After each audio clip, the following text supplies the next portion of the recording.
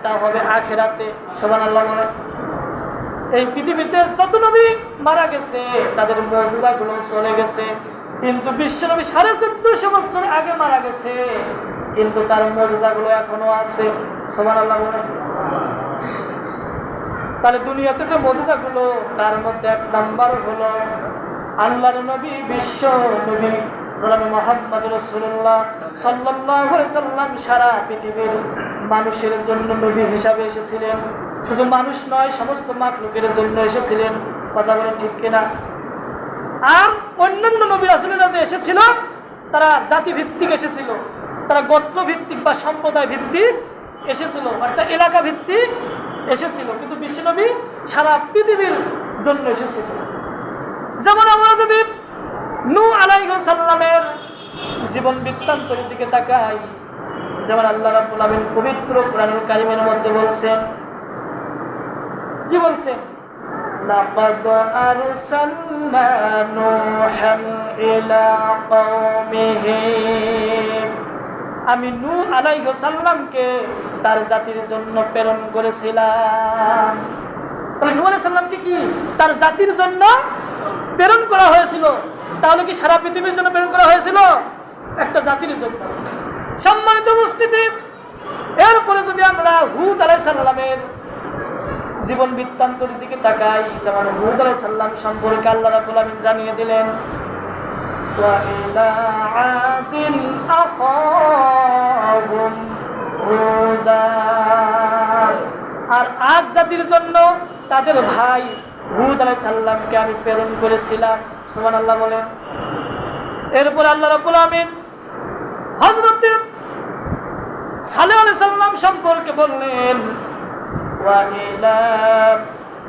ইলা সামুদ আখাহুম সালিহা, আর আমি সামুদ জাতির জন্য তাদের ভাই হযরত সালেহ আলাইহিস সালামকে পাঠিয়েছিলাম। সুবহানাল্লাহ বলেন। তাহলে বোঝা গেল সালেহ আলাইহিস সালাম শুধুমাত্র সামুদ জাতির জন্য এসেছিল। কোন জাতির জন্য? সামুদ জাতির জন্য। এরপর আল্লাহ রাব্বুল আমিন শুআয়ব আলাইহিস সালাম সম্পর্কে জানিয়ে দিলেন, ওয়া ইলা মাদিয়ানা আখাহুম শুআইবা, আর আমি মাদানবাসীদের জন্য তাদের ভাই শুআয়ব আলাইহিস সালামকে প্রেরণ করেছিলাম। তাহলে বোঝা গেল এই আয়াত থেকে যে হযরত শুআয়ব আলাইহিস সালামকে কোন জাতির জন্য প্রেরণ করা হয়েছিল? মানে মাদায়েনবাসীর জন্য। কোন বাসীর জন্য? মাদায়েনবাসীর জন্য। সারা পৃথিবীর জন্য তাকে প্রেরণ করা হয় নাই। আর আমাদের নবী, বিশ্ব নবীকে তামাম পৃথিবীর জন্য প্রেরণ করা হয়েছিল। যেমন আল্লাহ রাব্বুল আমিন সূরা আনবিয়ার 107 নম্বর আয়াতের মধ্যে জানিয়ে দিলেন, ওয়া মা আরসালনাকা ইল্লা রাহমাতাল লিল আলামিন, আমি বিশ্ব নবীকে তামাম পৃথিবীর মাখলুকের জন্য রহমত স্বরূপ হিসাবে পাঠিয়েছিলাম। সুবহানাল্লাহ বলেন। তাহলে এই আয়াত থেকে বোঝা গেল বিশ্ব নবী তামাম পৃথিবীর কি ছিল? নবী ছিল।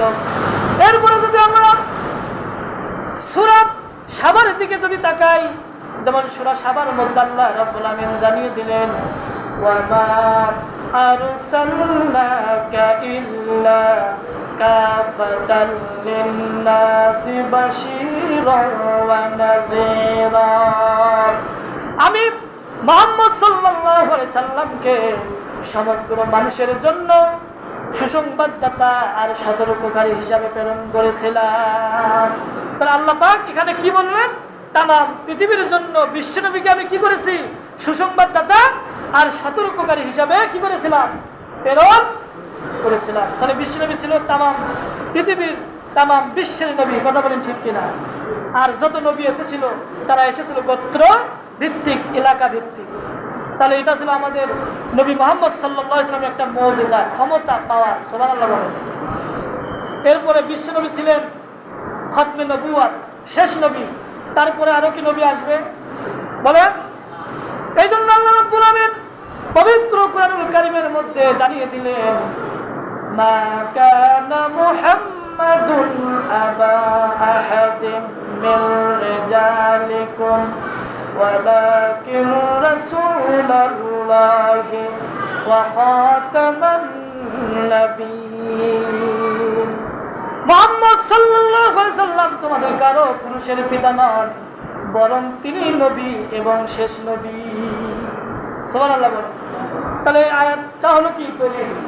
তাহলে বিশ্ব নবীর পরে আর কোনো নবী